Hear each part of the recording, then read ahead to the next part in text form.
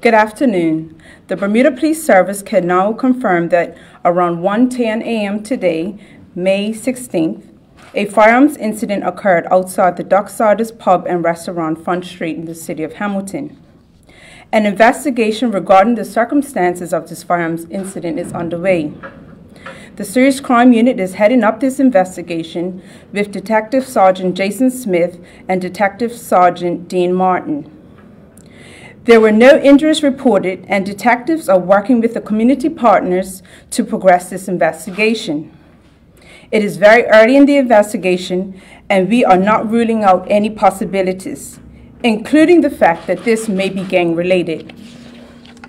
It is very disappointing for the Bermuda Police that the last confirmed discharge of a firearm was on November 3rd last year, over 6 months ago. As a result of this recent development, members of the public can expect high-visibility policing patrols and should not be surprised if stop and search powers are being used. At this time, the Serious Crime Department are appealing for witnesses, as well as any individuals who were in the establishment or outside the establishment when this incident occurred, or any persons who have photos, video footage, to contact Detective Sergeant Jason Smith at 717-0864, or you can call 247-1739, or if you wish to remain anonymous, call the Crime Stoppers hotline at 1-800-8477 at the earliest opportunity. Yes.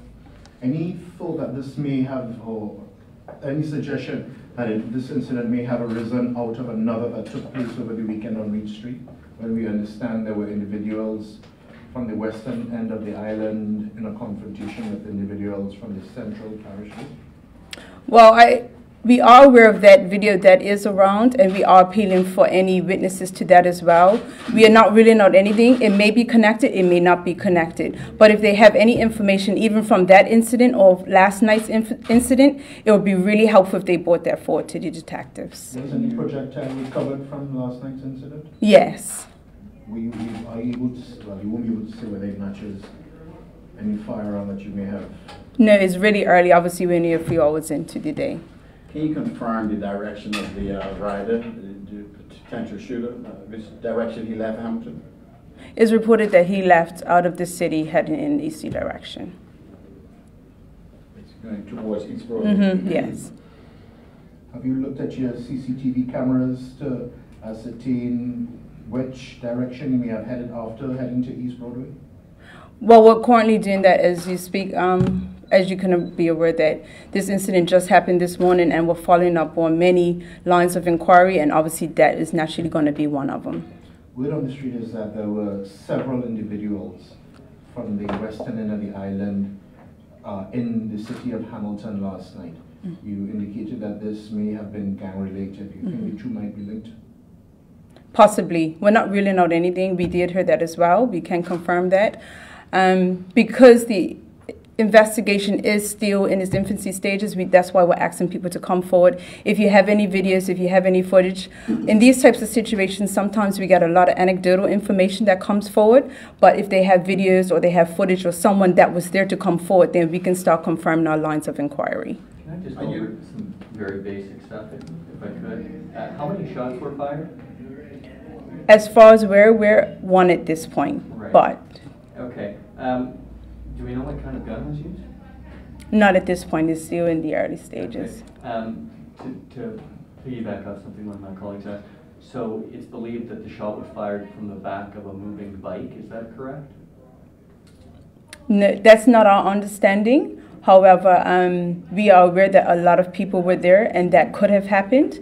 So even if that person that you heard that from can come forward, that will help us in our inquiry. Do you know how many people were inside the establishment at the time? We're still trying to get that, hence the CCTV footage. We do understand that there were a number of people inside the establishment, hence if those people come forward, they can help us to progress it. Docksiders has put out a press release saying that the individuals who fired that shot may have been after someone else who ran into the establishment. Is there anything to support that as far as the police know? Like we said, we're just we are following up on as many lines of inquiry as we can, the CCTV footage, people that were there at the time, and we're just trying to confirm that. There, from documents as well, if we're looking at the same document, I assume we are, they pegged the time of this incident as shortly after midnight, I believe. You guys said that this happened shortly after 1 a.m., is that correct? Well, like we said, is that from the time that the police are called, that we can confirm that it was after 1 a.m., but the incident may have started previously to the police being called. I know for a fact that Tuesday nights down at Dockside, there's a 2 for Tuesday or beer pong. There were a lot of individuals. Are you overly concerned that this violence has taken a whole different level now?